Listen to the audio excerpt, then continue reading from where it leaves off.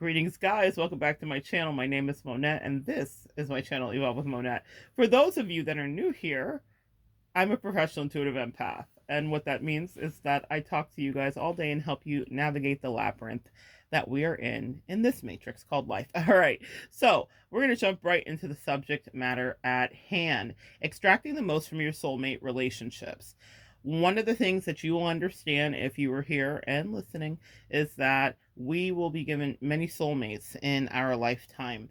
What I got to have some intense lessons on earlier in life is what I'm going to be teaching from today and how I navigate connections as I move in my life. So, I have a Scorpio placement in my chart in the eighth house, which leads us to be here today with me loving metaphysics and all things that are rooted in other areas. Because if you study that, you'll understand that what that placement does. But one of the things that that Scorpio placement taught me is about how connections can get fractured or end very easily. And you're like, okay, we're starting off the morning with trauma, with a light bit of trauma, light frosting and dusting of trauma.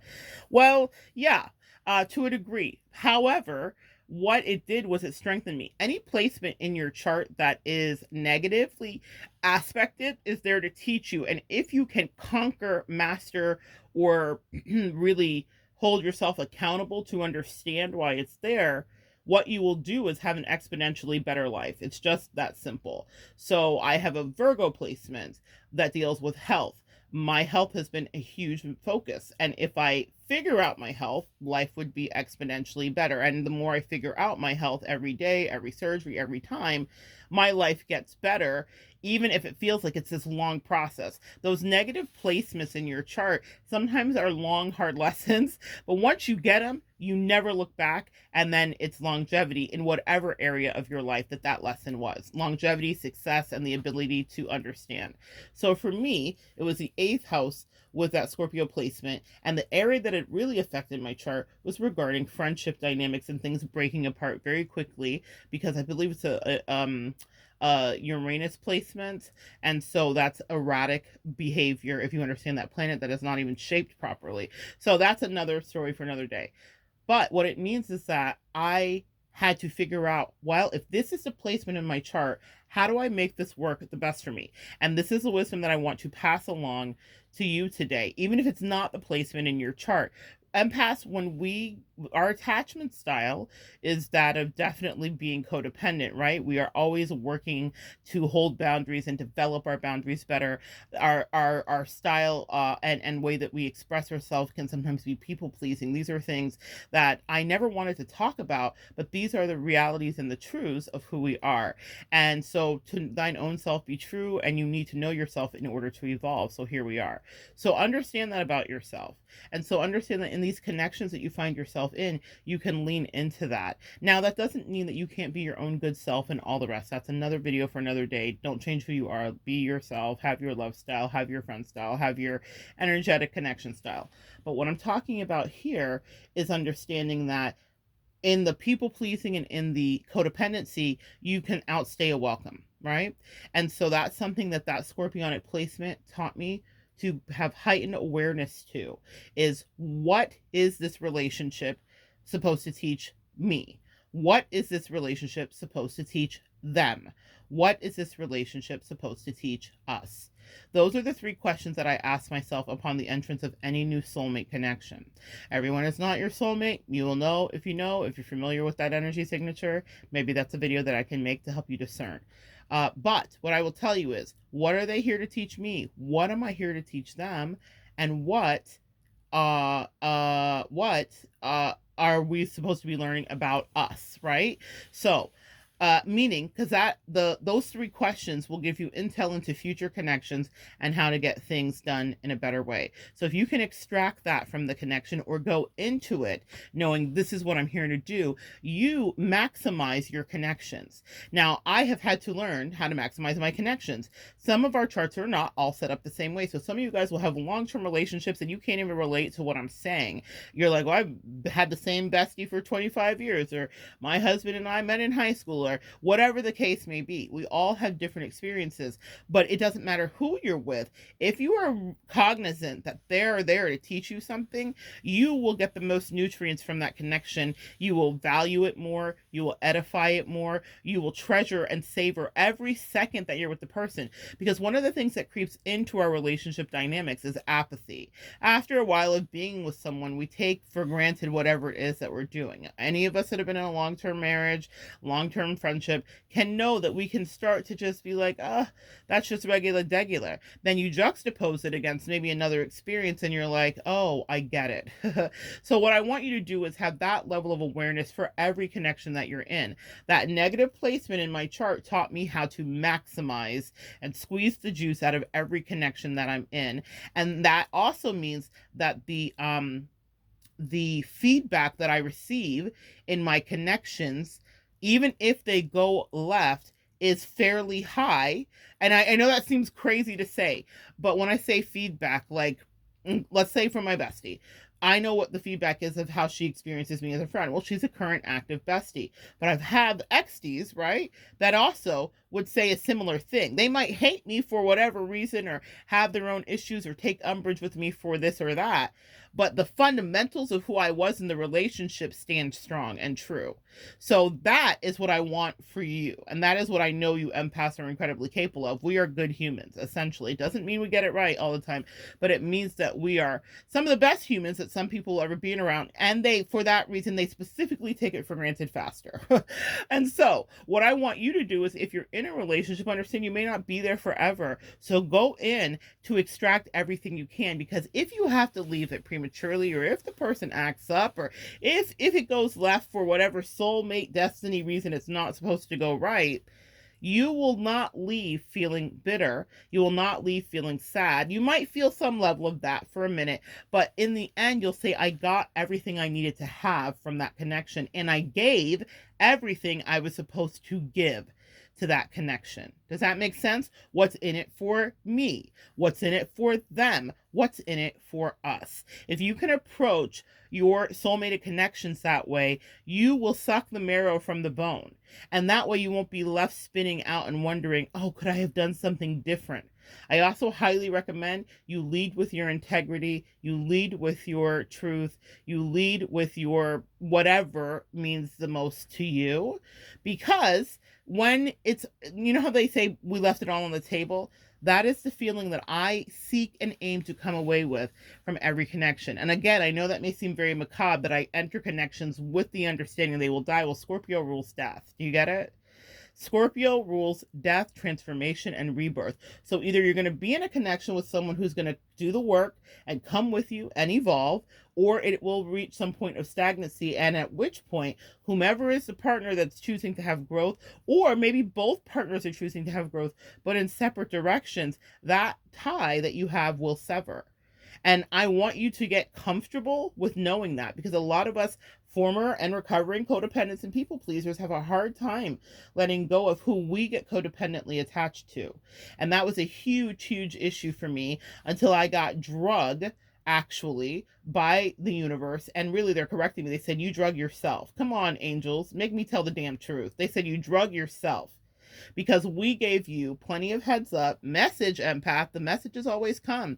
We gave you plenty of red flags. We gave you plenty of time to know that this person did not have your best interest at heart. That list of 3 was not how they approached your relationship. They approached it like this: what's in it for me? What can I get out of it? What's in it for me? That's how that was approached by someone that I allowed to drug me for 20 years, okay, and to play reindeer games with me. So I come to you today to teach you this lesson that I had to learn, and I got my ass beat for it, energetically and spiritually. Does that make sense?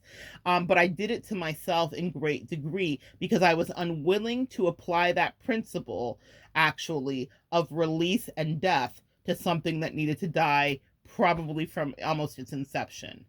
Now, does that not mean that I didn't learn incredible lessons? So that's the way that I transmute any connection, and I highly advise you do the same. What did you get from it? How did it bend you out of shape? How did it keep you in frame? How did you feel lifted? How did you feel depleted? All connections, soulmated ones specifically, are fabulous and fantastic intel to get you into your next connection, not just rapidly, but with expertly is the word I'm hearing. You want to become an expert at your own relationship map. I'm hearing relationship mapping. Mapping is what I'm hearing. You want to map out and know who you are. You want to know that if there's a landmine to the left because of past trauma, that could be triggered by this or that, and how you detonize that, or how you diffuse it, or how you know how to avoid it so that no one can abuse it. You need to understand who you are as a person and what are your deal breakers. And also, you need to understand what you have learned from the other person and what theirs were too. Because there is invaluable intel there for you about how to conduct yourself when the new soulmates come through. Because what we are seeking to do is to streamline our every experience.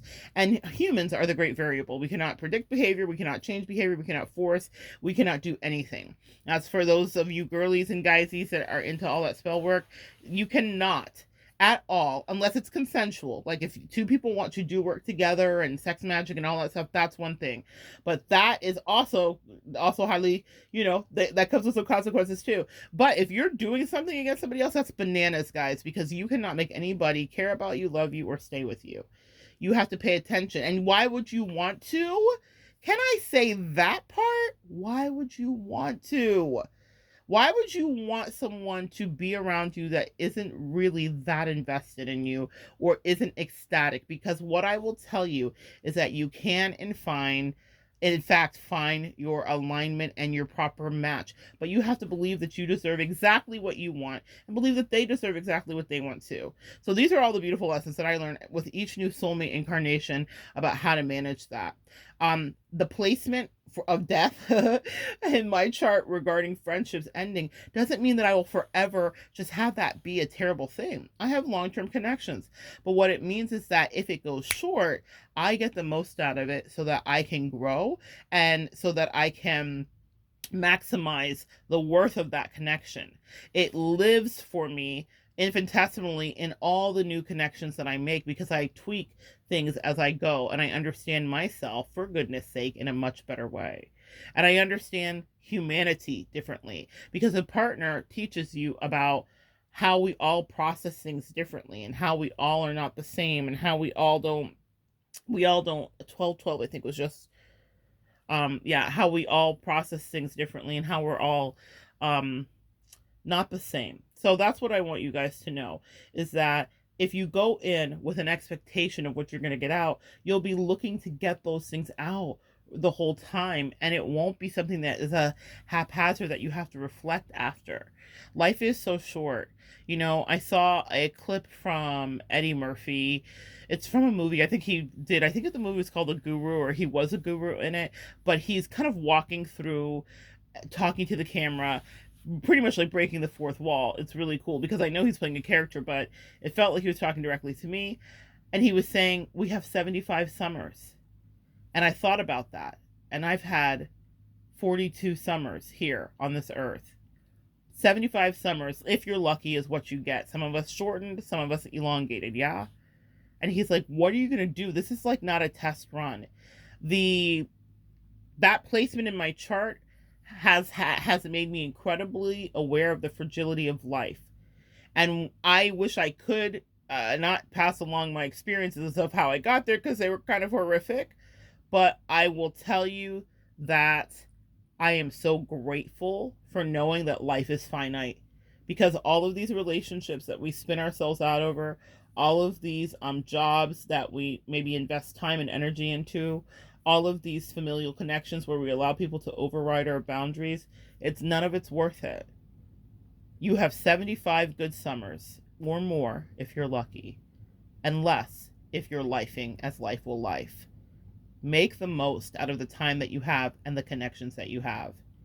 Please understand how incredibly quickly, if you release something, the universe will send in exactly what you are asking for. And you say, well, Monad, I have vision boards. Monad, I ask for stuff all the time. It doesn't show up. The universe is not paying attention to your vision board. It doesn't give one single damn. That's a reminder for you. Girl, that's a whole nother video I just heard. They said, please put that out just as a singular video. The universe doesn't give a damn about your vision board. The universe cares about your energy signature and what you feel. It is no respecter of your vision board. It's no respecter even of your affirmations. The vision board is for you, empath. The affirmations are for you to reprogram your brain and to get you in alignment with looking at the thing that you want to manifest. The universe doesn't give a damn about your vision board. It cares about what you feel you deserve. It will give that to you every time. People that want to be a millionaire have that in their mind. They're like, this is what I want. And if they focus on that and they're obsessed with it, they get to that place. And you say, well, okay, so they wanted the thing, they got there. But what really it started with was the belief that they should have it. And that means that the universe will open up the doors and lead you into the direction of it. And you're like, oh, it's that simple? I mean, relatively speaking. It makes me think of Jim Carrey, who wrote a check to himself for a certain amount at the beginning of his career and then framed the check when he, in fact, got a check for that amount. And at the time, it was unfathomable. Think about his humble beginnings. Comedy stores and on In Living Color. To multi-millionaire, to now reclusive kind of yogic guru of the Matrix. It's an interesting story arc. Nevertheless, he's an Aquarius, so it makes perfect sense to me. But nevertheless, what you feel about, not just what you think about, you bring about. It's really the feel, okay? So, I don't know why I got on that rant. I guess I wanted you guys to know what you feel about, you bring about. And also, in your connections, trust your feelings about them, okay? And get the most out of them, because we only have so much time here to do whatever we sign up to do on this school of Earth, okay? So that is your message today. Understand that there are 3 things that you should try to get out of a relationship, which is how you both can edify each other. When I say what's in it for me, meaning what lessons will this teach me? What do I want to have be the outcome and the expectation? What lessons am I here to teach them? What are they maybe wanting to have be the outcome and expectation? Talk to them about it, and then make an idea of what your both mutual objective is if you ever get to that point. But in understanding the finiteness of any connection, you will not waste it. You will not linger in it either longer than it needs to be. Some of us have this idea that the longer the time together, the greater the depth of emotionality and lessons. And I will tell you, I learned everything I needed to know about the ex that was ridiculous in my life probably within the first year of knowing them. All of their behavioral patterns stood true throughout those 20 years. They never deviated. I don't know why I was ever surprised. They were devious and wicked in the beginning, and they were devious and wicked in the end. That was it. And it wasn't that that was it. There was nice moments too. Obviously, I wouldn't have been there. But my point is, what the lesson was of that person, the same thing that I learned in the first year is the same thing that I came away with in the 20th. Does that make sense? And so my mission after that was, how do I extract the best out of these connections, even if they're going to go left? And so what I did was I looked at that game plan. My little Virgo side of my soul came up with that game plan. Oh, there has to be an objective order to how you're going into this. And you don't have to necessarily talk to the person about this. I recommend everybody use their throat chakra. But even if you have a personal agenda in your mind of what is this for, then let it be what it's for. And if you aren't getting everything you need, then that's okay too. There might be a lesson in that as well. All right. People come into your life to teach you. They are on assignment. And when they come in, honor them by making the most of your assignment. Be the consummate student of your own life. 75 summers, guys.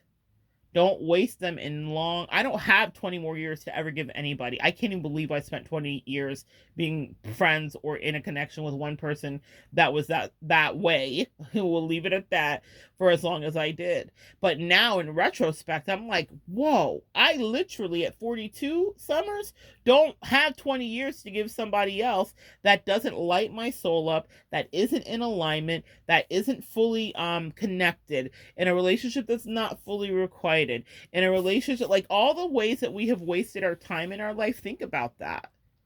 With people that you could tell pretty quickly, we're having a misfire here. I don't care if all of the synapses initially seem to fire, pay attention to the one that misfires. Because that's where your greatest amount of intel is. And that's the beauty that I learned in that majestic Scorpio placement. Pay attention to what doesn't feel good. And not so that you're going to bring that about, so that you can diagnostically assess it and get out before it makes you start to doubt. Girl, that's bars for my angels. The second you're in doubt about any of these connections that you have, get out. Because your intuition has never failed you, empath. And what I just heard was you don't want to stick around to find out. Come on, fuck around and find out. You do not want to stick around to find out. I like to, when the soulmate connections come in, leave with the like most candy floss idea of that connection.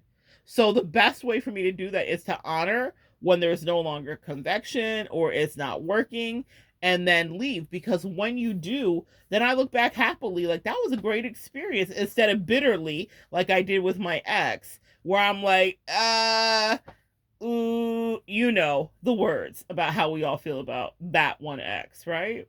So that being said, I want you to get out of your head and get into your feelings and then get into your list making, okay? Because you can enjoy everything that comes in, and that way it's more exciting, because you know that if something is closing, something new begins. It's inevitable. And you get to now streamline your next connection exactly how you need it to go for you. And you can make the most of it. A soulmate could be a new work wife or work office boo that hopefully is not turning into the whole real thing, but like, you know, like a new person that's like your new like friend person at work, your new little bestie at work. It could be a new bestie, it could be a new lover, it could be a new actual boyfriend girlfriend partnership, it could be a marriage, it could be a family member that comes back in your life that you haven't known for a long time. These are soulmate assignments. Pay attention to what your purpose is. And when I tell you I apply that to every dynamic, it's not just romantic. I apply it to my family. I apply it to new friendships. I apply it in every area. I'm hearing some commercial from the 80s like, I put it on everything. I don't know what that's for. Comment below if you know what that's for. I put it on everything. I put this stuff on everything. I apply it to everything. So family members that have come back in my life after not being there as I grew up, and it was no hard feelings, it's just the way life was. I'm like, what am I supposed to get out of this? Because when I can start to detect the tremors of fuckery that happen in any connection where alignment is starting to be displaced, I get out expeditiously, but I also get out with all the intel needed for me. Because whether they understand it or not, I was there to learn. And whether they understand it or not, I was there to teach. So they will reflect back on that and get their lessons in their own way.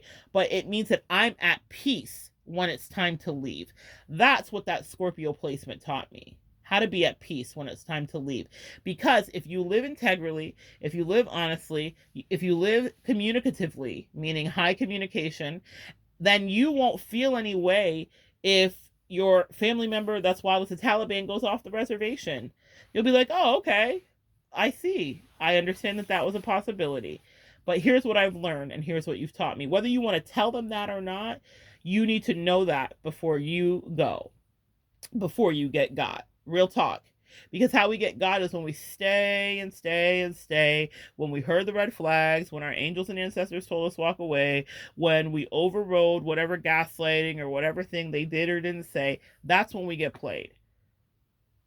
I didn't know this, but I think that this is why they allow me to have these experiences in life, is you can leave a connection even if it doesn't feel right and not cry all night. Does that make sense? And not feel like the world is ending. My recovering codependence, you guys know what that is. Detachment from whatever we're connected with sometimes can be really excruciating. And I didn't realize that you could minimize that completely and really not even feel it if you are honest, if you live in integrity and honesty, and then just remove yourself when you can sense, oh, this isn't going to work for you or me. Sometimes it's not just about you, empath. It's about them too. I'm very fair in any assessment that I do with any connection that comes through, and I get a high volume of connections because I really, that's a funny thing. I felt about that. I get a high volume of connection. And so what I will tell you is this: I don't feel any of the guilt when it's time to dip because I worked on it inside. Sis, I worked on it. I was working it the whole time. You know, when you go into programs like AA and NA, they say the program works if you work it. Your relationships and these soulmate connections work if you work it. Sometimes everyone's not going to work with you. And what I've also learned is you don't beg anybody to. You just observe and then let them do what they're going to do. And it will dismantle itself right before you. It's so much easier than getting your knuckles bloody and busting, fingertips and all the things. I'm thinking of a mechanic here, popping these springs out, and it's just, you ever look at mechanics' hands? Your ancestors and angels say, let our hands look like that for you. If you listen to the little tinkling bell that rings, I'm hearing every time an angel wings, every time an angel gets their wings. I'm getting weird channelings today. Every time a bell, yeah, and I'm hearing the Polar Express too. There's a little bell that they say that they do a tiny tinkle sometimes to give you alerts about things. So you might hear audible sounds, or it's like the faintest bell, and they say they don't want to be ringing like they're showing me a triangle or a cowbell. They're showing me like cowboys on a ranch, or like someone saying supper's on, like that. They're like, don't wait. Oh, supper's on, your supper. Don't wait till you get ate up by the experience. That's what I just heard. Don't stay so long that you didn't hear that little Polar Express bell that people's ears are only attuned to. That's why they said it. Kids can hear the Polar Express bell because they still believe in magic, and they still believe essentially in their spirit team, and they're still connected to the other realm. So they can hear that, and we start to lose it. That was the whole premise of the Polar Express. Yes, got it. And so they said that little tinkling bell, they said, you guys are in tune and you still believe in us. You never lost your childlike innocence. You still do inner child work. And they said, and it's not just for fun and bliss and cotton candy and state fairs that we ring a bell of happiness for you. It's also to get you out of trouble too, or to help you offset a really long-term painful lesson that's unnecessary. Many of us have been in long-term cycles with people, and that's what I want to head you off at the pass for. Sometimes you can't avoid it, and it is meant to be exactly that.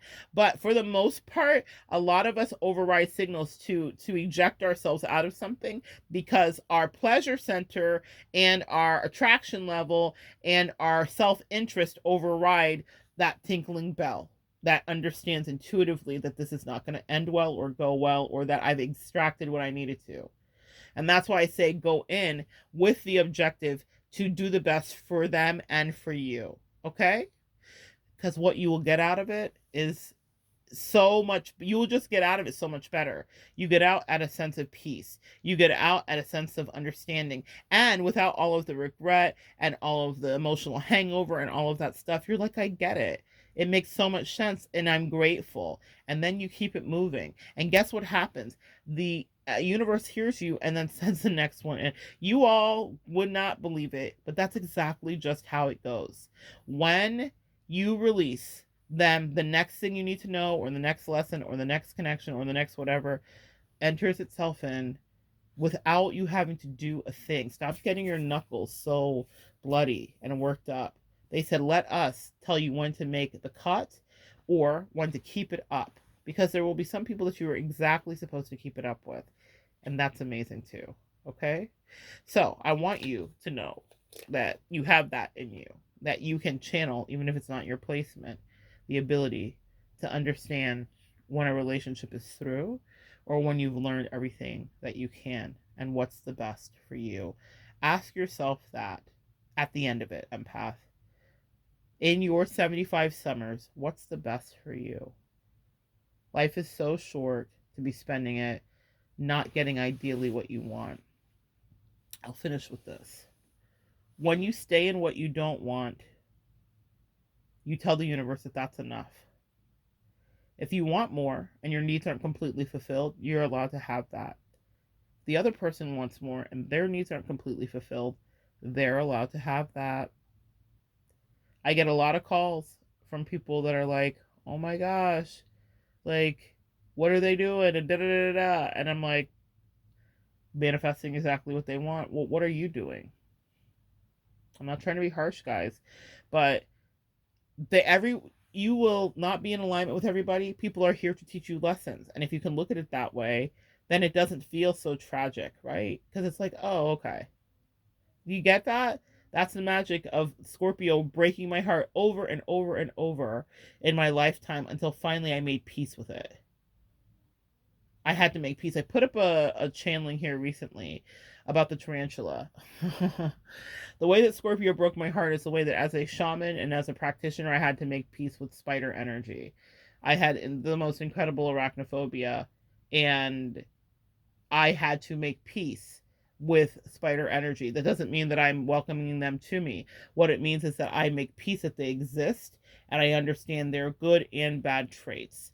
Sometimes you will have to make peace with a thing that you may fear. And for me, the thing I feared was separation and disconnection. So that Scorpio placement taught me to be at peace in separation, to understand that no one stays, that nothing lasts forever, that we get 75 summers, and each one we are challenged to do it better than the last.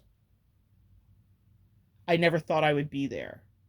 And that's the magic of staying on the bull regarding an aspect in your chart that seems negative, because now my heart is full. I eat every time I sit down at a soulmate connection.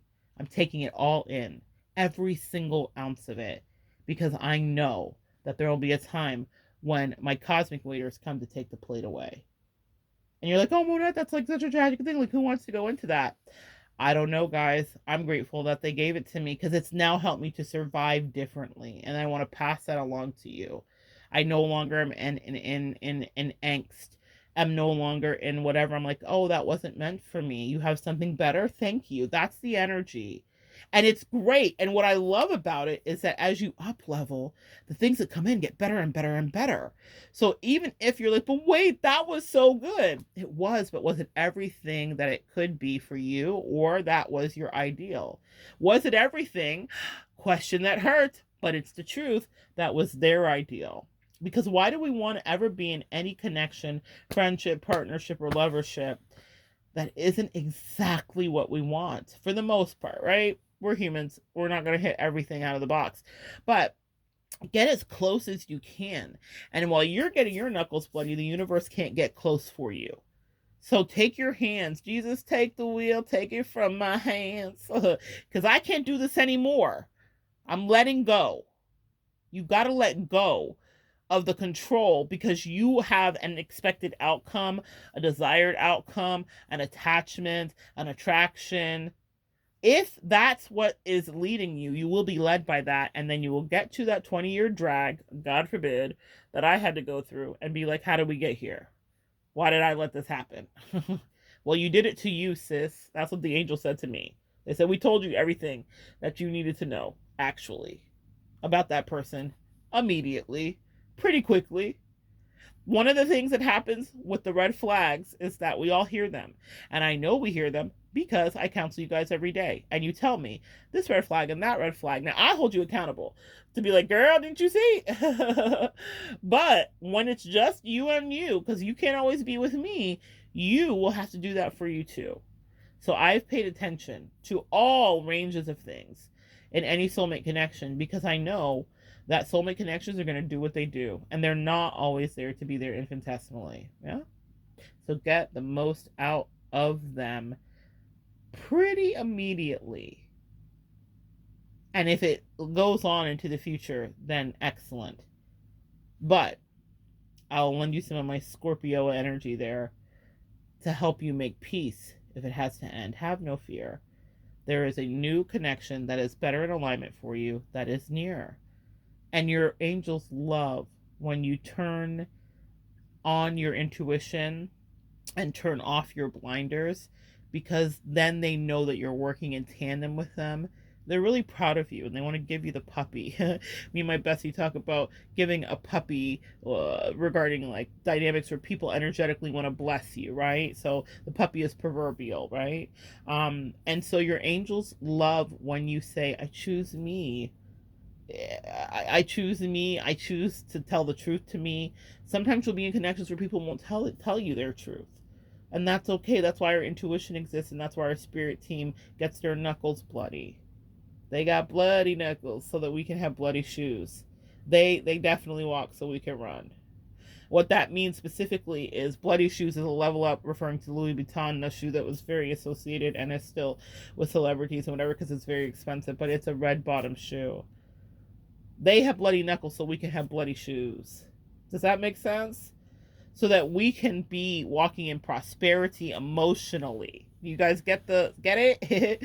So that we can be living our best life emotionally. They said, let us do the picking. You know, I had someone once tell me that, and it's funny, it was a soulmate connection. Versace, Gucci, Gucci. Y'all that know the video saw it up here. And it didn't end well, but it ended exactly how they told me it was going to end. But beyond that, I extracted everything I needed to get out of it. But I beat myself up a tiny bit because I didn't leave the first time I heard that little tinkling bell. I waited about another month and a half, and then it didn't end well, and it escalated, and it was not me at my best. So I pay so much attention to the little tinkling bell. And that was great intel. I needed that soulmate lesson to learn how to pay attention to the first bing. This is a problem. This is going to be a problem for you. This is going to be a problem for her. This is going to be a problem for you. This is going to be a problem for him. This is going to be a problem for you. This is going to be a problem for them. We all hear it, guys. We just act like we don't because our feelings have us in disguise. So you might be invested in that connection. I think it's going to be great. And for a second, I was like, this is fascinating. I'm in for a penny, in for a pound. But I realized immediately that she was there to teach me something and take me down if she could, if I stayed long enough for it to happen. Doesn't mean she didn't swipe or no swiping try to take action even afterwards. But what I will tell you is this. I could feel it coming in the air tonight. Phil Collins, sis. And I was out of there. I was like, this is probably one of the more volatile energies I've encountered. And I thought, I've healed this. Why am I here? And they said, you have. You're here to see that you have healed it. The same things that I would have normally been attracted to, connected to, been all gung-ho about, I saw my 20-year self when I was 25 summers in, being in a connection or having a relationship or having a friendship with that type of person. I sought them out. And I did it. I did it to the point of I thought mastery. It was my favorite thing. Upon revisiting it in my 42nd summer, I realized that I had evolved and grown. That's the magic of a soulmate relationship. There's so much to be shown to you about who you are and who you are not and what you will and will no longer do. That's one of my favorite things about it. I healed my attachment and my attraction. I healed my, when I say attraction, I mean like, what is our soul attracted to? Not just like physical or sexual. Like my soul was attracted to a certain type of person that person was at one point. That bombastic, volatile, and I was the calming codependent. Yeah? You guys see how we do that? And so that's why I got to be like the voice of reason and calm them down from their tantrums and solve their problems. But as I grew up, I realized I want someone that's their own problem solver. I want someone that is solving their problems and I'm solving my problems. And sometimes we help each other solve each other's problems. But I am not the sole proprietor or caretaker. That was valuable intel. So even when the toxic ones come in that are super crazy and you're like, oh my God, why did I get this soulmate? I needed those lessons. I needed that reflection to see that I'm no longer the same girl 25 summers ago that I used to be, and that I no longer will tolerate that bullshit. I will no longer tolerate someone trying to control me or gaslight me. Like I needed to learn how strong I was actually.